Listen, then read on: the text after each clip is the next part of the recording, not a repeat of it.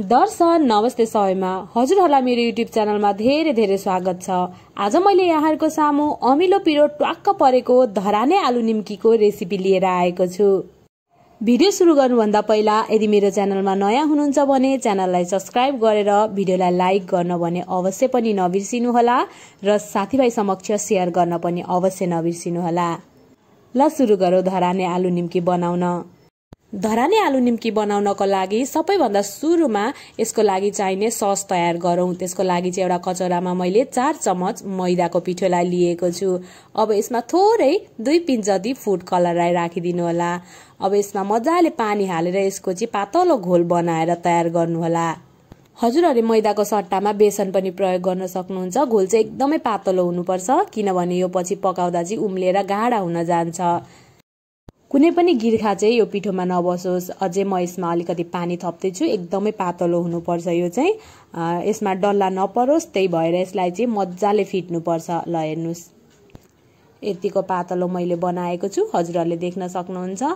यसमा म अझै पछि पानी थप्छु किनकि यो पकाउँदा चाहिँ अझै बाक्लो हुन्छ। ल हेर्नुस् यसमा म पछि अझै पानी थप्छु। अब यतिको घोल बनाएपछि यसलाई पकाउन तर्फ लागौं। एउटा प्यान लिएको छु मैले, ग्यास अन गरेको छैन, ध्यान दिनु होला। अब यो प्यानमा चाहिँ अघिको घोल हामी सबै राखिदिन्छौं। तातो प्यान चाहिँ नलिनु होला। तातो भाँडोमा राख्नु भयो भने चाहिँ यो डल्ला पर्छ। यसमाथिबाट म अझै पानी थप्दै छु। हजुरहरूले देख्न सक्नुहुन्छ। तातो भाँडामा यो घोल राख्नु भयो भने चाहिँ यो मैदा डल्लो पर्छ। त्यही भएर सुरुमा ग्यास अन नगरिकन चाहिँ यसमा त्यो घोल राख्नु होला। अब म यसको ग्यास चाहिँ अन गरेर यसलाई बोइल गर्नेछु। यसलाई पकाउँदा चाहिँ मजाले चलाइ यसलाई पकाउनु पर्छ। यसलाई छोड्नु भयो भने चाहिँ यो डल्ला पर्छ, यसमा गिर्खा बस्छ, पछि फुटाउनलाई चाहिँ एकदम गाह्रो हुन्छ। त्यही भएर यसलाई चलाइ चाहिँ मजाले 5 मिनेट जस्तो उमाल्नु होला। ल हेर्नुस् त यो उम्लिन थालेपछि अझै बाक्लो भएको छ। यसमा म अझै अलिकति तातो पानी एड गर्दैछु। यसको घोल चाहिँ धेरै बाक्लो भयो भने मिठो हुँदैन। ल हेर्नुस् यतिको कन्सिस्टेन्सी हजुरहरूले बनाउनु होला। ल हेर्नुस् करिब 5 मिनेट जस्तो पकाएपछि यतिको हाम्रो सस हुन्छ। अब यसमा केही मसलाहरू राखौं। त्यसको लागि मैले आधा चम्चा भुटेको जिराको धुलो राखे, त्यसैगरी आधा चम्चा धनियाको धुलो, आधा चम्चा चाट मसला अनि स्वाद अनुसार नुन राखेर यसलाई पनि मजाले मिक्स गरिदिनु होला। यो राखेर पनि हजुरहरूले 2 मिनेट जस्तो चाहिँ पकाउनु होला। हाम्रो यो पिठोवाला घोल त पाकिसकेको छ। अब मसला राखेर पनि यसलाई केही बेर पकाऊ। यसको स्वाद चाहिँ एकदमै मिठो हुन्छ। हजुरहरूले चाहिँ यसमा रातो खोर्सानीको धुलो पनि एड गर्न सक्नुहुन्छ। म चाहिँ पछि नै एड गर्नेछु। ल हेर्नुस् भिडियोमा देखाए जसरी नै हजुरहरूले 2 मिनेट एक्स्ट्रा पकाएर यतिको घोल चाहिँ तयार गर्नु होला। यो चाहिँ एकदम स्पेशल सस हो। आलु निम्कीमा चाहिँ यो सस बनाउनै पर्छ हजुरहरूले।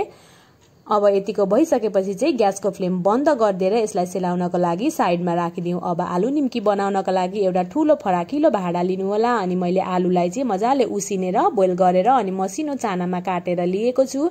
यसलाई त्यो भाँडामा राख्दै छु। त्यसैगरी भिजाएर राखेको काँचो चना र केराउलाई पनि मैले यसमा राखे अनि मसिनो गरी काटेको प्याजलाई पनि राख्नु होला। त्यसैगरी अलिकति काँक्रा लिएको छु। यो चाहिँ बिल्कुलै अप्सनल हो। यो चाहिँ मलाई एकदम मनपर्ने भएको हुनाले मैले राखेको, हजुरहरूले नराख्दा नि हुन्छ।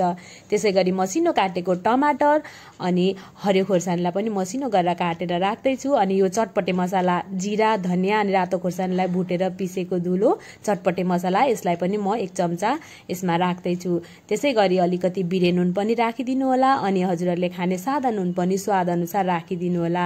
अनि अघि हामीले बनाएर राखेको गिलो ससलाई पनि यसमा राखिदिउँ। अब सस राखिसकेपछि चाहिँ यसमाथिबाट अलिकति कागतीको रसलाई पनि म राख्दै छु। कागतीको रस राखिसकेपछि अब यसलाई चाहिँ मजाले एकचोटि मिक्स गर्नु होला। आलुको चाहिँ धेरै ठुलो चाना नपार्नु होला। सानो सानो भयो भने मिठो हुन्छ। यसलाई हल्का हल्का आलुलाई म्यास गर्दै खुड्दै हजुरहरूले चाहिँ यसरी चलाउनु होला। सर र एकचोटि मजाले मिक्स गरिसकेपछि चाहिँ अब यसमा हामी केही ड्राई इन्ग्रेडियन्ट्सहरू राख्छौं। मैले यसमा मेन इन्ग्रेडियन्ट त राखेकै छैन।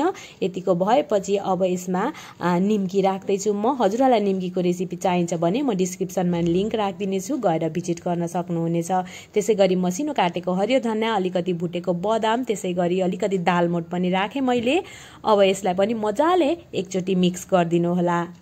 हजुरहरूलाई चाहिँ कतिको गिलो मनपर्छ त्यही अनुसारले एडजस्ट गर्न सक्नुहुन्छ। सस चाहिँ अझै धेरै गिलो मनपर्छ भने अघिको गिलो सस अलिक धेरै राख्नु होला। ल हेर्नुहोस् त हाम्रो आलु निम्की चाहिँ झटपट बनेर तयार भइसकेको छ। हेर्दै खाउँ खाउँ लाग्ने हाम्रो धराने आलु निम्की बनिसकेको छ। अब यसलाई चाहिँ म प्लेटिङ गर्न जाँदैछु। ल हेर्नुहोस् एकदम यमी यमी हाम्रो आलु निम्की बनेर तयार भइसक्यो। एकचोटि बनाएर अवश्य पनि ट्राई गर्नुहोला र म निम्कीको लिङ्क चाहिँ डिस्क्रिप्सनमा राखिदिनेछु, गएर चेकआउट गर्नुहोला। मेरो च्यानलमा हजुरहरूले निम्कीको भिडियो पनि पाउन सक्नुहुन्छ। अब यसमाथिबाट चाहिँ मसिनो गरी काटेको हरियो धनियाँले म गार्निस गर्दैछु। त्यसै गरी मसिनो काटेको प्याज पनि राख्दैछु गार्निसको लागि म चाहिँ। ल हेर्नुहोस् त कस्तो मिठो आलु निम्की बनेर तयार भइसकेको छ। अब फेरि यस्तै नयाँ नयाँ रेसिपिज भिडियो लिएर हजुरहरू सामु आउने नै छु।